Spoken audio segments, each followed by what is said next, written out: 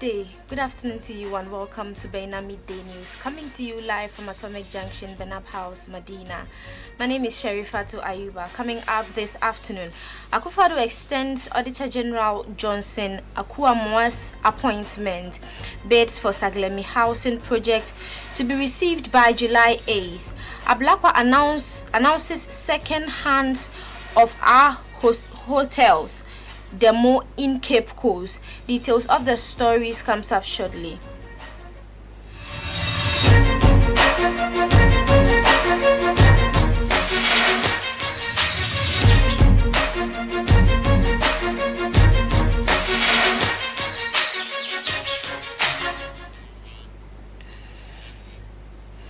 Thank you for staying with us. Don't forget we are streaming live on Facebook and on YouTube at Baina TV.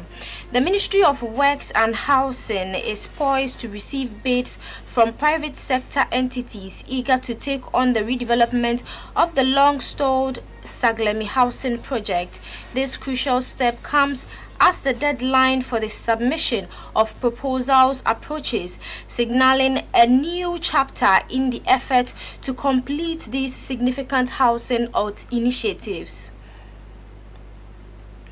Potential developers expressing interest after thorough site explorations, the ministry is looking forward to the formal submission of bids by these entities. Addressing journalists in Accra on Wednesday, June 19, 2024, Minister for Works and Housing Kojo Nkrumah provided an update on the request for proposals issued earlier this year. He said 10 international and local companies have expressed interest. You are correct. A couple of months ago, we issued a request for proposals.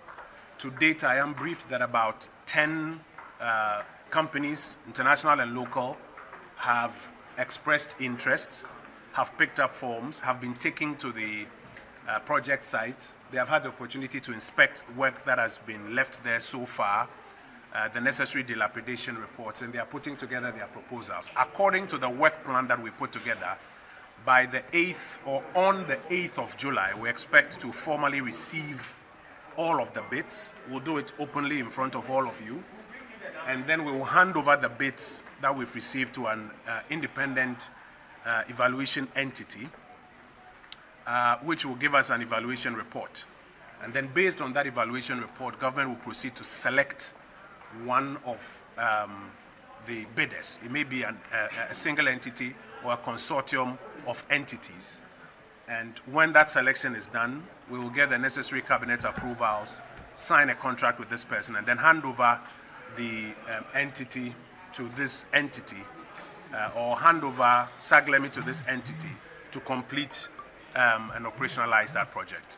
So that is where we are now. Currently, about 10 entities have expressed interest and are going through the processes. We expect to receive their bids on the 8th of July.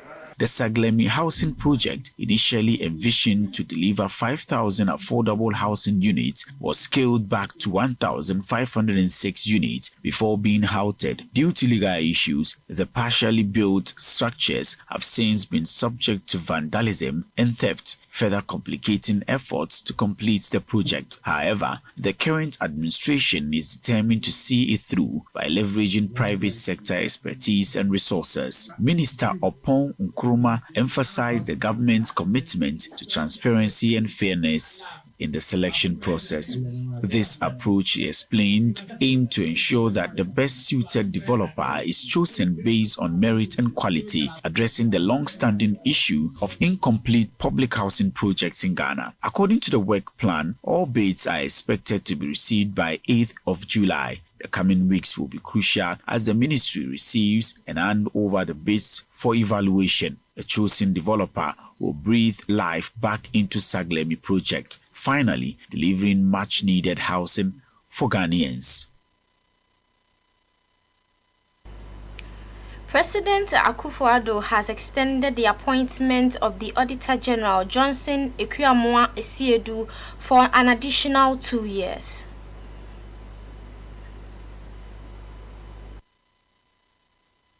This extension was announced in a notice from the Audit Service dated July 19th, which was addressed to all staff.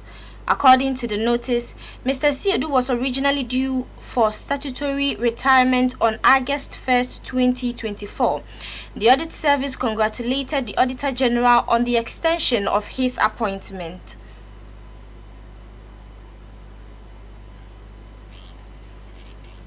Away from that, the Food and Drugs Authority says the Supreme Court's dismissal of the lawsuit challenging the ban on celebrities in alcohol advertisements is a significant victory for Ghanaians and public health. The Supreme Court ruled on Wednesday to maintain the FDA's guidelines, which were established in 2016, prohibiting well-known personalities from participating in alcohol advertisement campaigns. Mr. Osai, who manages the musical duo Reggie and Bolly, contends that the directive unfairly discriminates against celebrities and violates the Constitution. He approached the Apex Court in the land seeking an interpretation of Articles 17.1 and 17.2 of the Constitution, hoping for an injunction against the FDA's directive on the grounds of discrimination. However, the Supreme Court, led by Chief Justice Gertrude Tokonu, in a 5-2 majority ruling, affirmed the constitutionality of the FDA's guidelines. Joseph Bene, Director of Legal and Corporate Affairs of FDA, speaking to the media in Accra on Wednesday, said that the FDA sees the ruling as a victory for all Ghanaians and a victory for public health and safety. The Member of Parliament for North Tongue and convener of the Hands Off Our Hotels demonstration, Samuel Okujeto Ablakwa, has disclosed that a second part of the protest will be held in the central region. The move, according to him, is an answer to a call for patriotic partnership by the chiefs and good people of Cape Coast, who are vehemently opposed to the sale of Elmina Beach Hotel and Ridge Hotel. Ablakwa on Tuesday, June 18, led protesters to demand that the government halt the sale of 60% shares in 4 hotels owned by the Social Security and National Insurance Trust (SSNIT) to Rock City Hotel, a company owned by the Minister of Food and Agriculture, Brian Champon. He later indicated in an interview with the media that there was a growing call for a second demonstration, particularly from the central region, which houses 2 of the affected hotels, Elmina and Ridge Royal. Ablakwa referenced a letter that the Omanhene of Edna Traditional Council had written against the sale of one of the hotels at Elmina and warned there would certainly be a second part of the protest if the president did not act on the demands of the demonstrators to halt the sale. The North Tongu legislator took to his Facebook page on Thursday, June 20, to announce that he had heard the cry of the people of the central region and had resolved to stage a protest there. The flag bearer of the National Democratic Congress, John Dramani Mahama, has warned that Ghana's forest reserves will be a no-go area for individuals seeking to carry out mining activities under the next NDC government. That the exploration of mineral resources must not come at the expense of preserving the country's vegetative cover. He pledged to promote responsible mining and ensure that water bodies polluted by illegal mining activities are restored to their previous state. Making the remarks during a public lecture at the Christian Service University in Kumasi, the former president said the country's forest reserves with trees, some of which are more than 700 years old, are more precious than any minerals that lie underneath them, and will not tolerate any actions that will deplete them.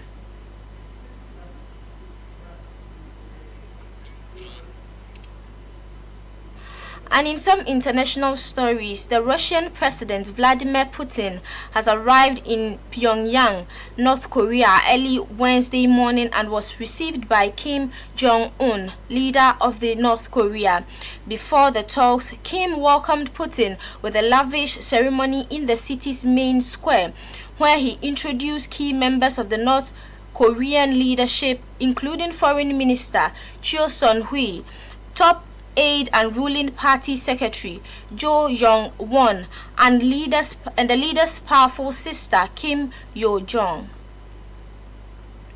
Footages released by the state media showed tens of thousands of people lining the cleared venues of the capital center as the leader's motorcade waved through. The state news agency said the pair discussed deepening ties between their countries after Mr. Putin's arrival overnight. Relations between Russia and North Korea have strengthened since Russia's invasion of Ukraine. Putin's visit to Pyongyang comes amid growing concerns about an arms arrangement in which North Korea provides Russia with badly needed munitions to fuel Moscow's war in Ukraine in exchange for economic assistance and technology transfers. North Korea is under heavy UN Security Council economic sanctions over its nuclear weapons and missile programs, while Russia is also grappling with sanctions by the United States and its Western partners over its aggression in Ukraine.